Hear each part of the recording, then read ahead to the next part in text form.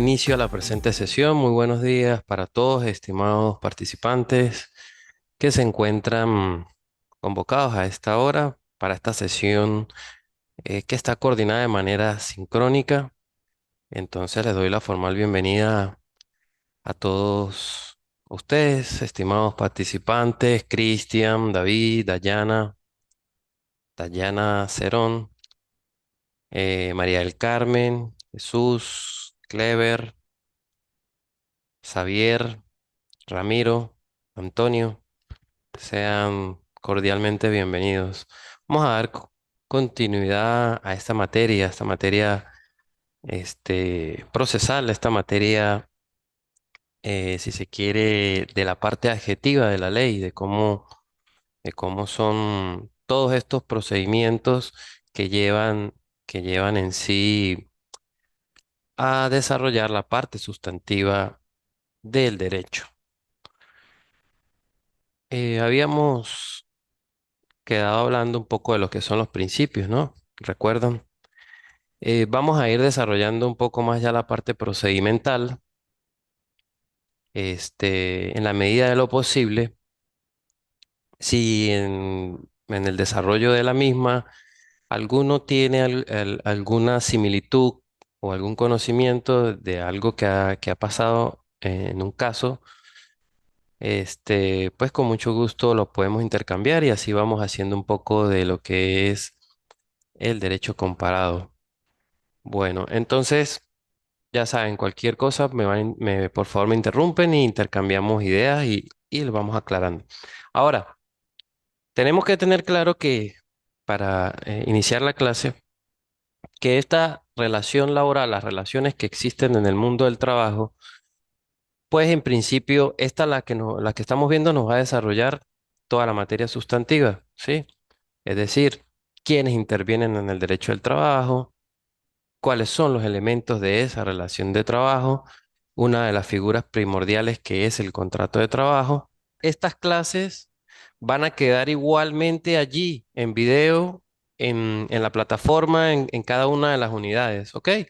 Igual, si igual se las... Dices que eso suben después de 2, 3 semanas cuando ya habíamos visto y no vemos otras Sí, materias. sí, No sé lo si que es. pasa, ahorita la que ya vimos fue subida 2 días después. Lo que pasa es que, como le digo, hubo una confusión, pero ya allí está por activarse. De todas maneras, por favor me escriben allí por la plataforma cuando esté activado, me confirman que esté activado y lo compartimos, no hay ningún inconveniente. ¿Ok?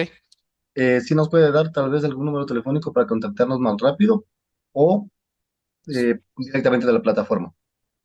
Pues para pasarlo, no lo tengo por vía telefónica, lo puedo enviar por vía correo electrónico. ¿Ok? Ok, le agradezco, gracias. Bueno, gracias. Entonces, bueno, como les comentaba, tenemos que tener claro que dentro de los aspectos sustantivos, es decir, esa materia donde me establecen las figuras, las instituciones, todas estas formas del derecho del trabajo, pues lo vamos a conseguir aquí y es esta que estamos viendo ahorita la que nos va a permitir ver cuáles son los caminos, cuáles son los procedimientos, cuáles son las vías que debemos seguir para llevar a cabo el fin de todas esas instituciones que vemos en el derecho sustantivo. En el caso de, de nuestra hermana República perdón, del Ecuador, pues tenemos el Código de Trabajo, ¿sí? Entonces, este, mm, adicionalmente, como le iba diciendo, pues también vemos evidentemente lo que es la contraprestación que reciben los trabajadores a través de un salario, cuáles son los derechos en los que tienen los trabajadores y los que igualmente tienen la contraparte, es decir, la parte patronal, los empresarios y todos esos beneficios laborales, como son las prestaciones sociales, vacaciones, las utilidades, todos esos conceptos que tienen un carácter económico y es producto de estas relaciones de trabajo. Esto en cuanto a los derechos individuales y cuando hay asociaciones de trabajadores eh, plenamente y legalmente organizados, pues también con lo que son los derechos colectivos del trabajo. Eso es lo que regula la parte sustantiva, la cual pues va a ser desarrollada a través de los procedimientos en la materia procesal.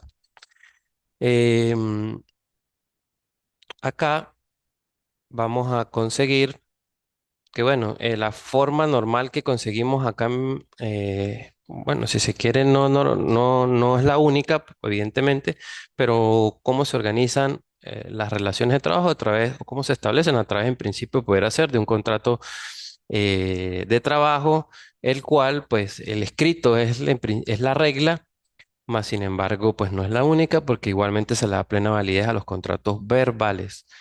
Eso de conformidad con esta ley sustantiva, que en el caso de Venezuela es la que conocemos como LOT, Ley Orgánica del Trabajo, los Trabajadores y las Trabajadoras. Y como les hice referencia, pues en Ecuador, que es el Código de Trabajo. Ahora, evidentemente allí se van a establecer unas obligaciones, esto por hacer un pequeño análisis de las mismas, cuáles son las obligaciones de las partes, la forma del contrato. Y bueno, eso por allí. Ajá, mi estimado Xavier. Mi estimado doctor, disculpe que le moleste nuevamente. No, no, Una no, consulta. aquí estamos a la orden. Eh, sí, lo que pasa es que nosotros teníamos visto que las tareas que íbamos a realizar eran dos, no sé cuántas tareas nos van a enviar a nosotros. Sí, cómo no. Dos. Entonces, eso sí quería ver. Va a aparecer en plataforma, va a ser un esquema y otra actividad de investigación y eso van a ser las dos evaluaciones. Ok, ya. Sí, Sí, porque van otra a... vez teníamos conflicto que nos decíamos dos y nos enviaron tres, cuatro, y al No, no, final dijeron, no, no, no, es que no eran, sino eran uno y dos. no se Entonces, de una preocupe. vez me gusta aclarar las cosas. No, por supuesto, no se preocupe, por eso no va a haber inconveniente, van a ser dos actividades evaluativas. Van a aparecer en plataforma y van a tener el tiempo prudente para ello. ¿Ok?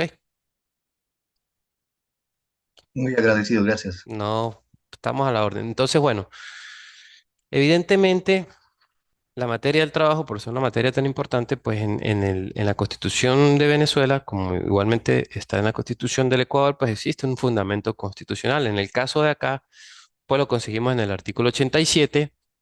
Y es que toda persona pues va a tener derecho al trabajo y el deber de trabajar. Y el Estado debe garantizar esa actividad y todas las medidas necesarias para que la persona tenga una ocupación productiva y que le proporcione una existencia digna y decorosa. También lo conseguimos en el artículo 123, 1, 2, 3 de la Constitución, en el que pues toda persona tiene derecho a un trabajo digno y socialmente útil. Y se deben promover la creación de empleos para lo que es la organización del trabajo. Esto para darles un pequeño preámbulo. Sabemos que existen órganos administrativos que son del Estado, pero antes de la fase judicial, en los cuales pues se organizan la defensa y tutela de los derechos de los trabajadores. En el caso de Venezuela, en la parte administrativa conseguimos la Inspectoría del Trabajo y conseguimos también la parte en el área de salud y seguridad laboral, en el área de higiene y seguridad laboral, conseguimos al Instituto Nacional de Prevención de Condiciones y Medio Ambiente del Trabajo. Esto es el que vela por la parte de seguridad y salud laboral en Venezuela. Es el que se conoce como el ICSACEL. Y pues en el caso de los judiciales, pues bueno, si bien es cierto, en nuestra hermana República del Ecuador conseguimos un código orgánico general de procesos que regula toda esta parte procedimental. Pues en Venezuela, pues como les he comentado, tenemos una ley orgánica procesal especial del trabajo. Esto organiza los tribunales y, como les dije, unos circuitos, esos tribunales laborales. En principio, la primera etapa son denominados tribunales laborales de mediación, sustanciación y ejecución. Luego unos tribunales de juicio, en dado caso que la mediación no fuera posible, donde no se llegara a algún acuerdo o alguna conciliación, pues entonces tenemos los tribunales del juicio y a los efectos de garantizar una doble instancia y de poder recurrir esas decisiones, pues vamos a conseguir un tribunal superior ante el cual se ejercerían los recursos de apelación en donde pues las partes si se ven afectadas y de repente consideran que no están satisfechas de conformidad con la ley, sus aspiraciones, pues tienen este recurso evidentemente. Ahora, adicionalmente a ello, la máxima instancia, pues sería acudir al Tribunal Supremo de Justicia, que es el equivalente a la Corte de Justicia en el Ecuador, y en este caso la sala competente es la Sala de Casación Social del Tribunal Supremo de Justicia. Entonces, ello para que nos vayamos haciendo la idea de cómo es esa organización.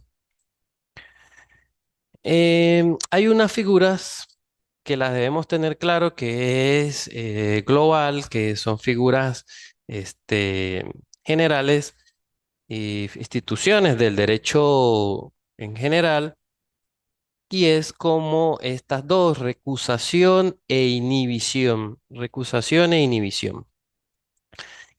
¿Qué son ellas dos? Para los que no le conocen, pues entonces vemos que la recusación pues dice es el acto mediante en el cual una de las partes solicita al tribunal que el juez no entre a conocer la causa. ¿Por qué? Pues bueno, puede estar inmerso en cualquiera de las causales estipuladas en la ley. ¿Cuáles pudieran ser esas causales en las que se pudiera recusar a un juez?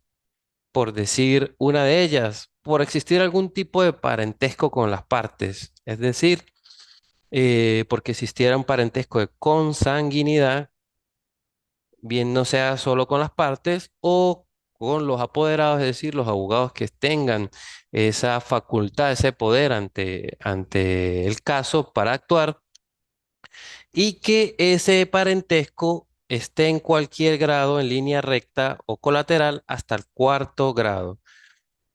O también en el caso de parentesco por afinidad hasta el segundo grado.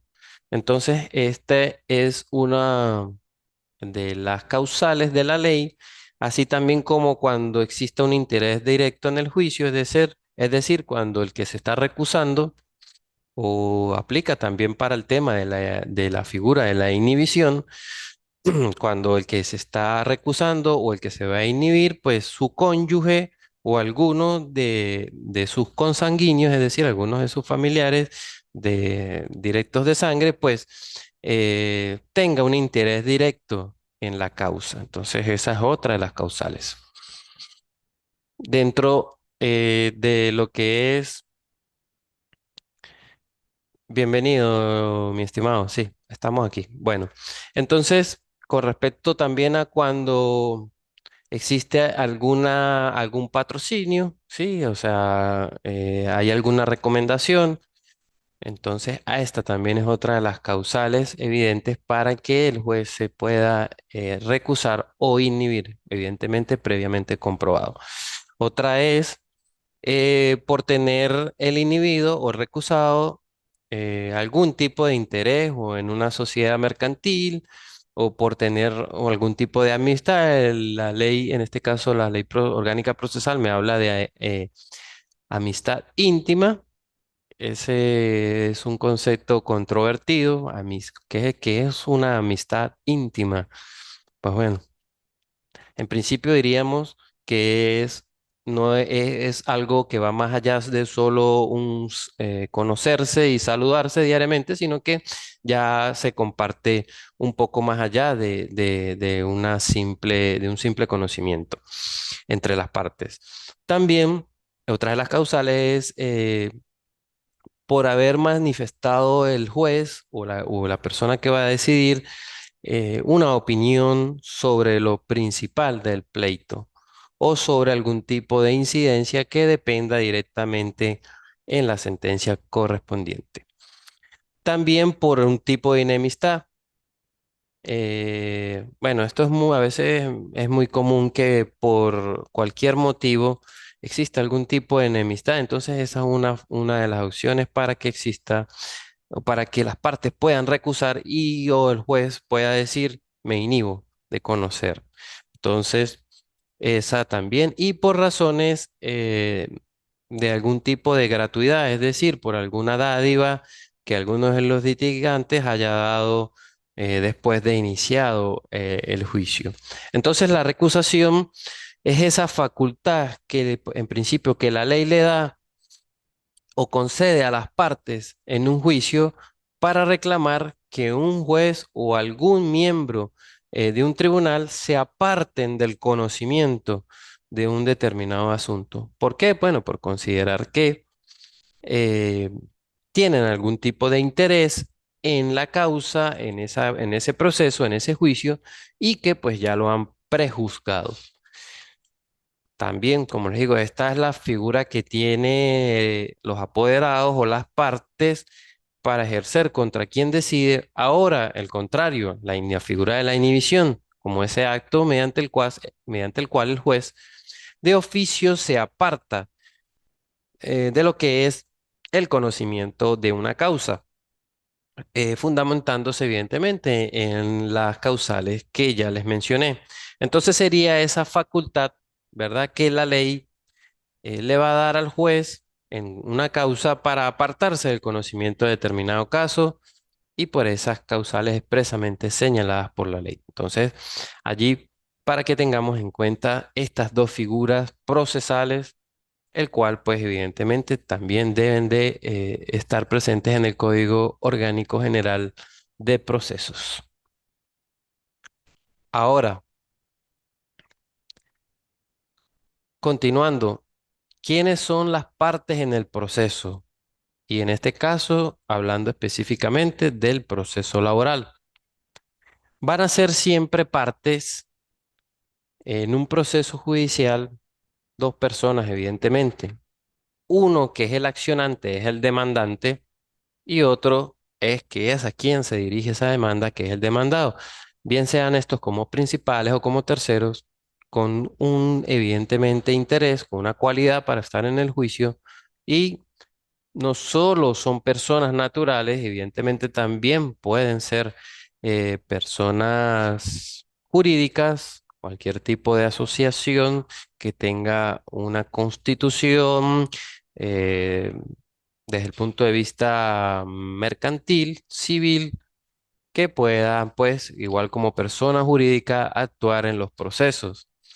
Las personas naturales, pues, como nos dice el artículo, pueden actuar por sí misma, con algunas limitaciones en la ley. Ahora, las jurídicas, evidentemente, como por ser una persona, una figura que está representada por sus accionistas, personas naturales, pues tendrán unos representantes que son expresamente eh, nombrados o detallados en los que son sus respectivos estatutos o actas constitutivas y pues deben estar siempre representadas o asistidas por abogados. Esto eh, como complementario a lo que es quienes actúan allí. Evidentemente, aquí nos hablan de la capacidad o legitimidad procesal, tenemos que tener claro que esa es otra facultad, una facultad que les da una especie de habilitación de poder. ¿Para qué? Para poder actuar en un proceso jurídico, bien sea, como les digo, como actor o demandante o como demandado o un tercero. Entonces, si no tenemos la cualidad, pues evidentemente no podemos actuar ante determinada actuación. Es un concepto que es equivalente al de la capacidad jurídica, pero pues es una cualidad que tiene la persona que puede ejercer determinadas acciones en un proceso determinado.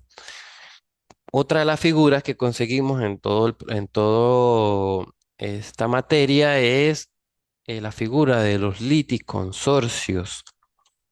Lo conseguimos en el caso específico de la Ley Orgánica Procesal del Trabajo, en el artículo 49, Y es cuando dos o más personas pueden litigar en un mismo proceso judicial en forma conjunta. Es decir, dos demandantes o tres demandantes o dos demandados o tres demandados, bien sea cualquiera de los casos. Y eso es, evidentemente, la ley me dice cuando está trabajando los procesos de manera activa, es decir, como demandante, o de manera pasiva como demandado. Entonces, esto es una figura que es perfectamente válido y pues cuando existen varias personas en esos procesos, pues se le llama la figura del litisconsorcio.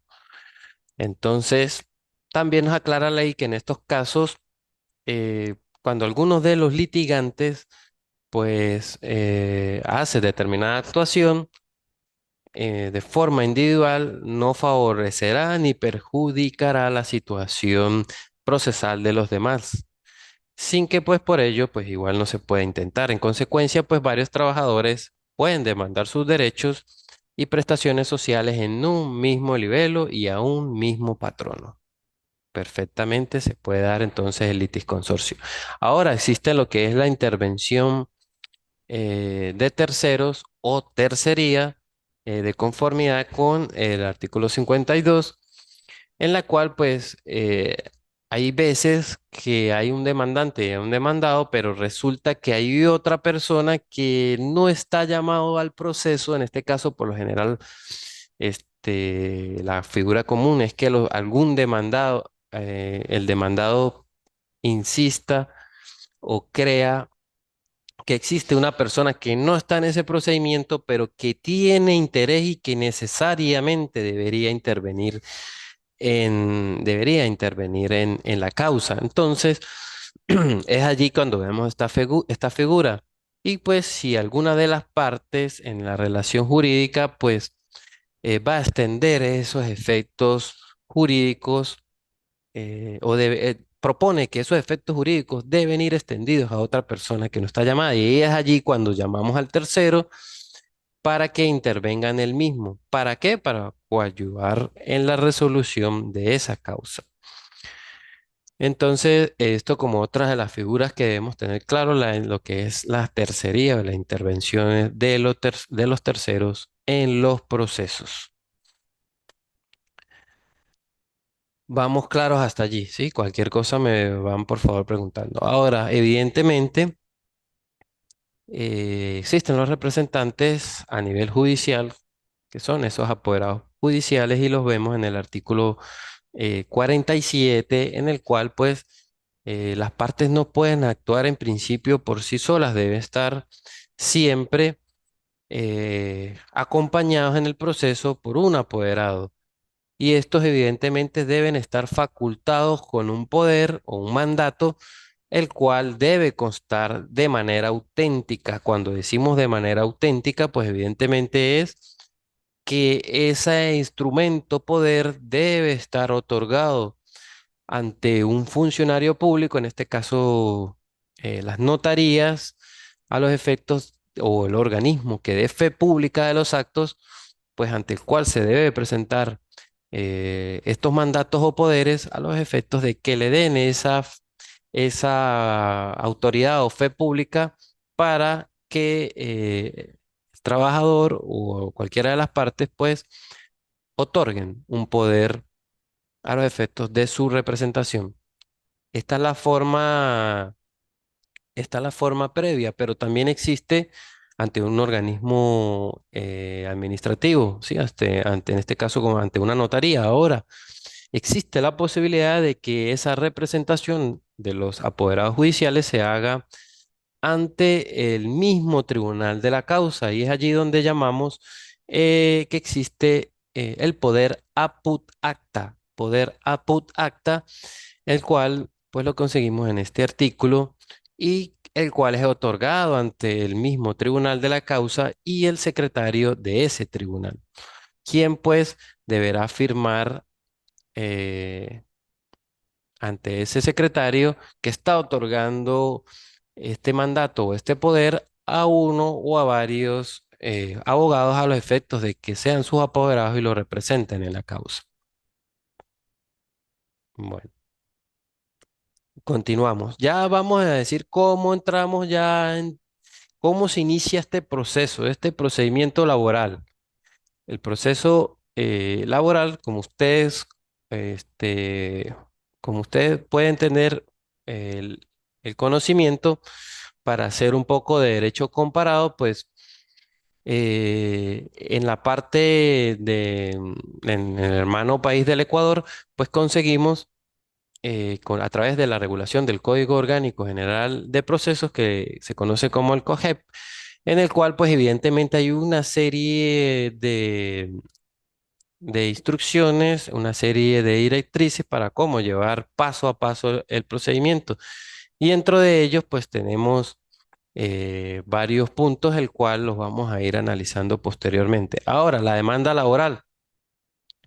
Evidentemente, una demanda laboral es cualquier tipo de acción o pretensión, el cual está el trabajador solicitando ante los órganos jurisdiccionales el hacer valer sus respectivos derechos ante ellos por cuanto ha ocurrido algún tipo de violación a la ley o, o alguna falta de cumplimiento de las obligaciones establecidas en la ley orgánica sustantiva, en este caso en la LOT, para que sus pretensiones sean válidamente tomadas en cuenta y restituir esa situación que pudiera estar infringida. Entonces, allí lo que es una demanda laboral. Esto tiene dos elementos, como le comento, una acción y una pretensión. Cuando hablamos de acción, es cuando quien tiene el derecho de demandar, pues con esta acción, ese es ese derecho que se tiene para pedir alguna cosa en un juicio ante un tribunal, pidiendo con justicia lo que es de él, lo que es en este caso de un grupo de trabajadores o lo que se le debe. Y allí vamos a citar un célebre jurista como lo es Couture. Él nos decía que la acción es ese poder jurídico que tiene todo sujeto de derecho como un tipo de facultad para acudir ante los órganos administrativos, perdón, ante los órganos jurisdiccionales, donde se formula una petición que se afirma por tener un derecho. Entonces, como yo tengo un derecho, me da consecuentemente esa facultad, ese derecho a reclamar mis obligaciones pendientes que no han sido satisfechas. Entonces, esto por un lado. Ahora, el otro es la pretensión, que la entendemos como ese derecho que se aduce para obtener algo o para ejercer un título jurídico. Esto va ligado a lo que es la intención que se tiene para reclamar los derechos laborales. Entonces, pues allí una parte de lo que forma todo este inicio de la demanda laboral. Tenemos que tener claro que en la demanda la ley nos va a pedir unos requisitos y esos requisitos los vamos a conseguir en el artículo 123 de la LOCTRA. Artículo 123, el cual este, vamos a conseguir cuáles son. En principio la ley nos dice lo siguiente. Nos dice en el 123, nos va a decir que, que en primera instancia la demanda debe llevar el nombre, apellido y domicilio del demandado y si el demandante fuera una organización sindical, la demanda deberá intentarla quien ejerza la personería jurídica de ese respectivo sindicato o agrupación sindical. Si se va a demandar una persona jurídica, pues evidentemente los datos de esa persona jurídica, lo que es su denominación, domicilio y los relativos a nombre y apellido de los representantes legales estatutarios o judiciales.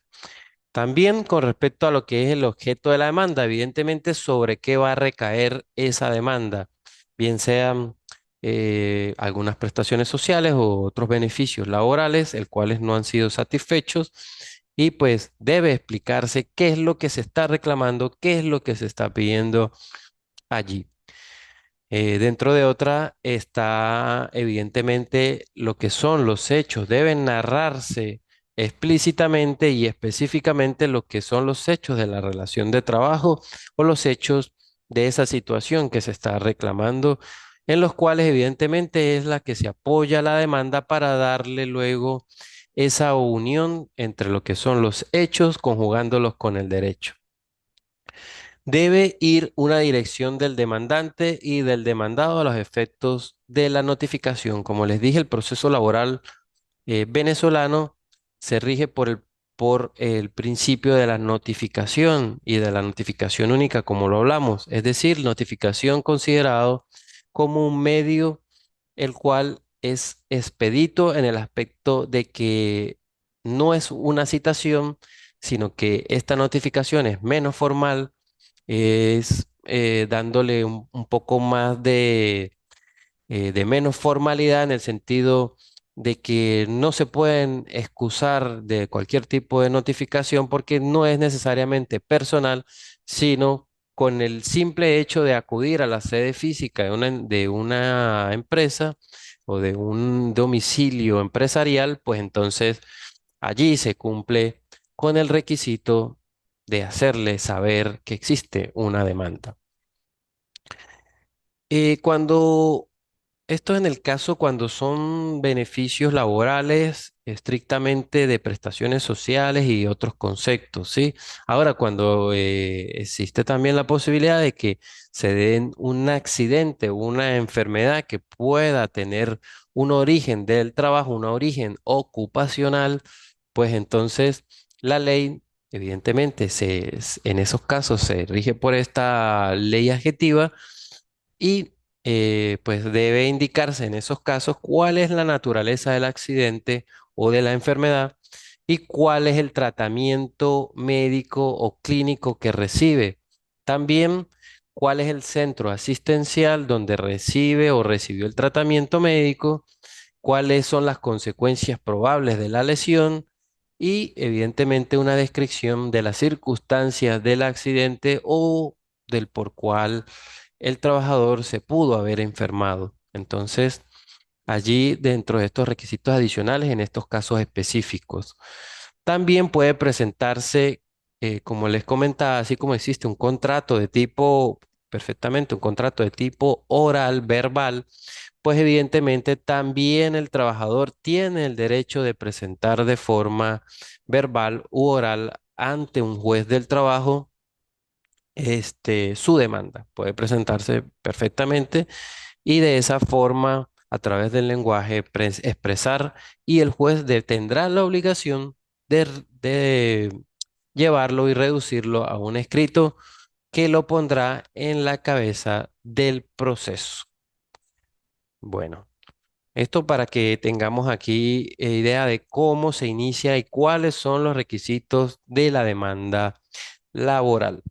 Estos son la parte de cómo se inicia ante los tribunales este procedimiento. Si alguno tiene conocimiento de si existe alguna variación o cómo es la forma específica que nos establece el código en el Ecuador, pues con mucho gusto la puede compartir y como les digo, hacemos un poco de derecho comparado. Por el momento, entonces, vamos a seguir con lo que es ese medio, porque una vez que se presenta la demanda, pues sabe el demandante o los demandantes y sabe el tribunal al que se le presenta, ¿verdad? Pero viene la otra parte, es hacerle llegar o hacerle del conocimiento del demandado o de los demandados de que existe un proceso judicial, de que existe una demanda instaurada en su contra y por el cual, pues entonces, ¿cómo lo vamos a hacer? A través de una notificación, que es el medio a través del cual les vamos a hacer del conocimiento a ellos de que existe una demanda laboral. Entonces allí, pues vamos a conseguir que existe esa notificación de conformidad con el artículo 126.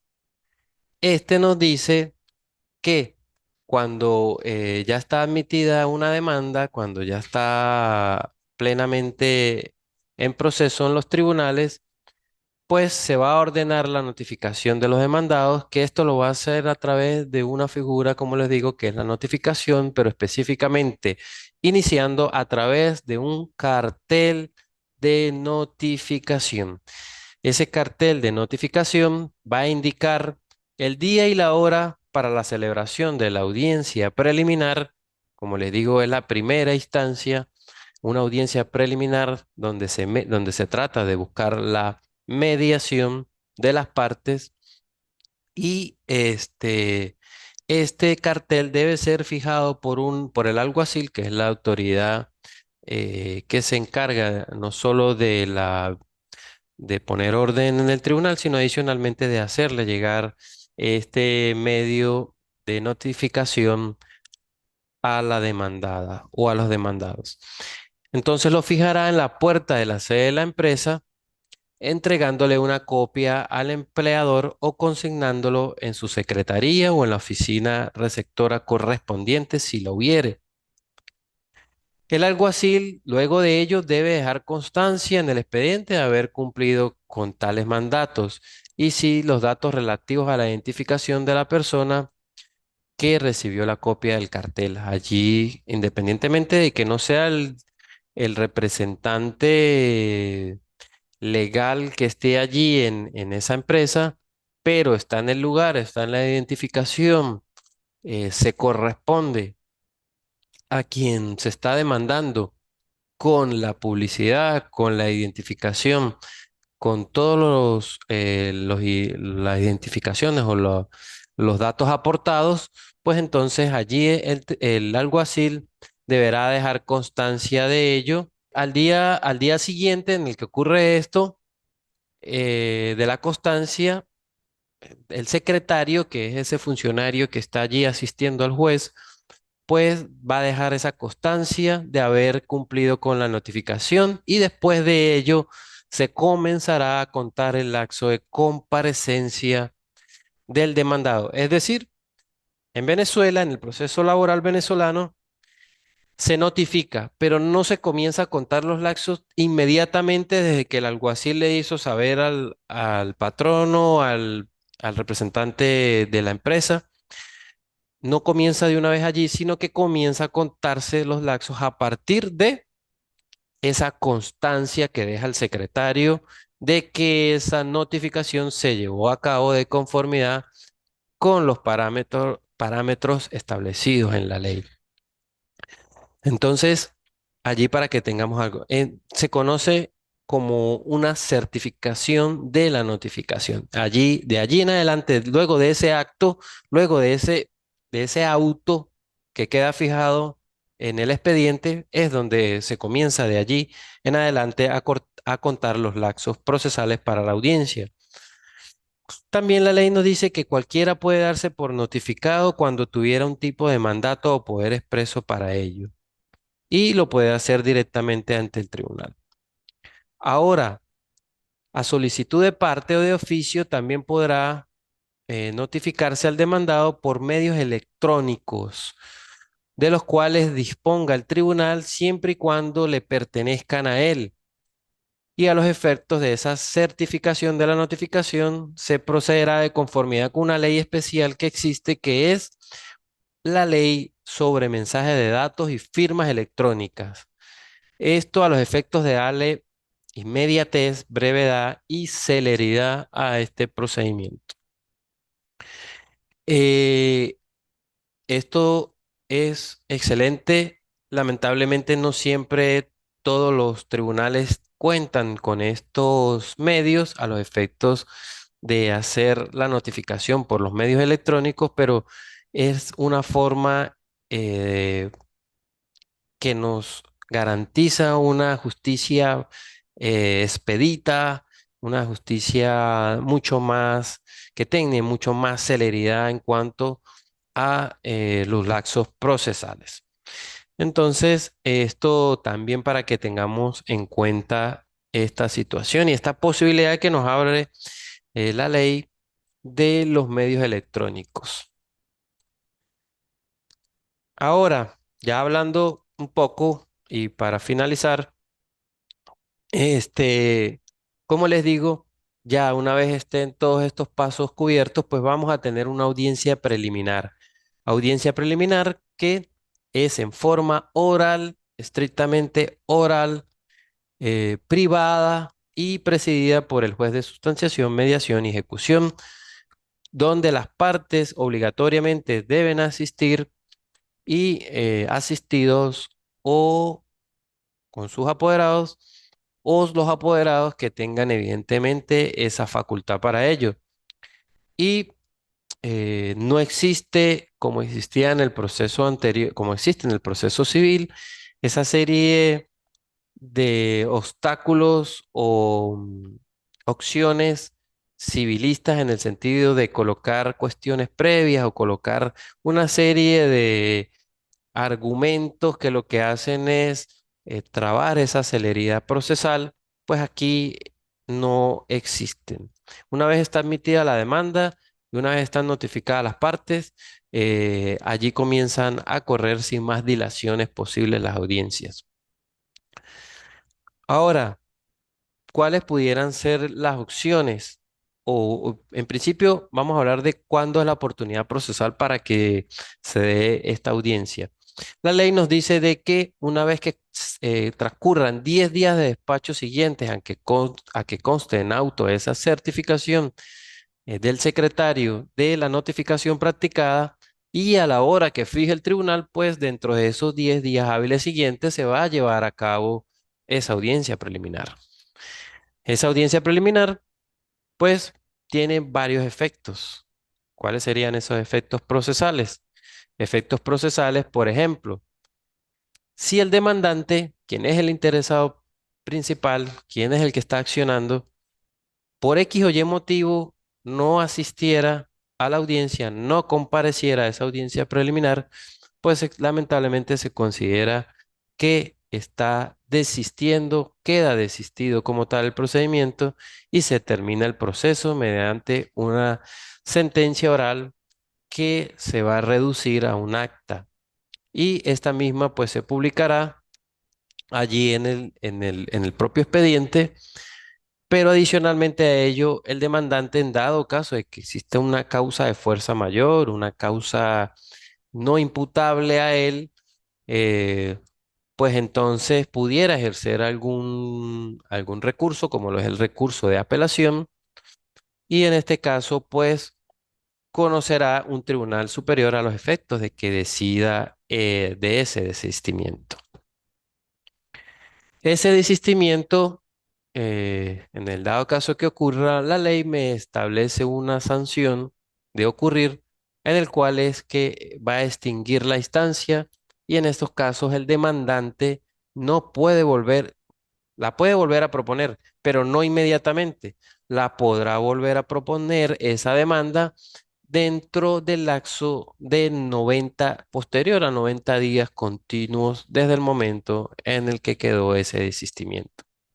Entonces, esto como una sanción a los efectos de que evidentemente estamos movilizando el aparato judicial, estamos movilizando parte del Estado a los efectos de que una pretensión o una posible pretensión de justicia, pues entonces estamos moviendo el aparato judicial y el trabajador incumple con ir por sus representantes, en este caso que pudieran tener apoderados, pues entonces le imponen esta sanción a los efectos de que ambas partes se encuentren en una cierta seguridad jurídica.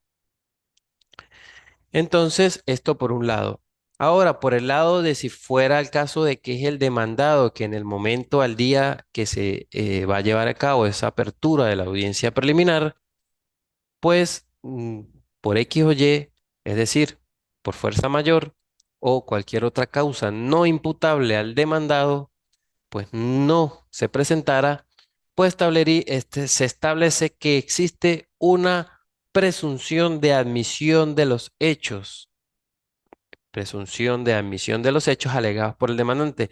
Es decir, está la figura, el equivalente a lo que es la confesión ficta. No sé si lo han escuchado.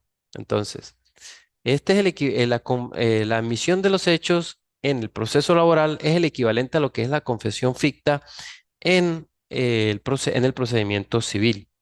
Entonces, en estos casos, si no asiste el demandado, está admitiendo los hechos escritos o plasmados en la demanda, y pues el tribunal deberá sentenciar inmediatamente en cuanto a si esa pretensión o si esa petición no es contraria a derecho, la deberá pues decidir en su sentencia en ese mismo día y contra el cual el demandado igualmente, en el caso de que de verdad pueda comprobar de que existe esa causa mayor o una causa no imputable a su persona, pues podrá igualmente ejercer el recurso de apelación dentro del lapso de 5 días hábiles a partir de la publicación del fallo de esa sentencia.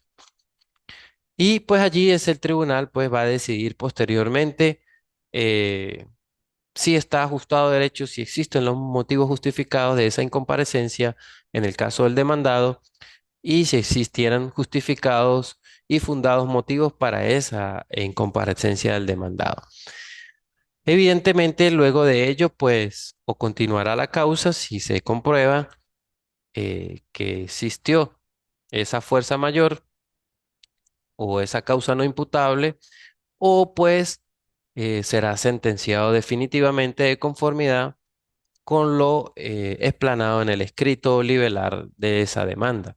Entonces, esto para que tengamos en cuenta cuáles son las dos posibles opciones en los casos de esos efectos procesales de no asistir, de que exista incomparecencia a la audiencia preliminar. Cualquier duda, cualquier pregunta, pues por allí lo vamos a hacer. Estaré atento y bueno, nos vemos en la próxima sesión. Estoy abierto a si quedó pendiente algo por cuestiones evidentemente, de tiempo de cada una de las sesiones, pues vamos a dejarla hasta acá y continuamos en la próxima. Para mí un gusto y pues nos vemos en esa próxima oportunidad. Muchas gracias por asistir, muchas gracias eh, por intervenir, los que pudieron intervenir y los que no, pues los invito a hacerlo en la medida de lo posible. Entonces, nos vemos en la próxima oportunidad.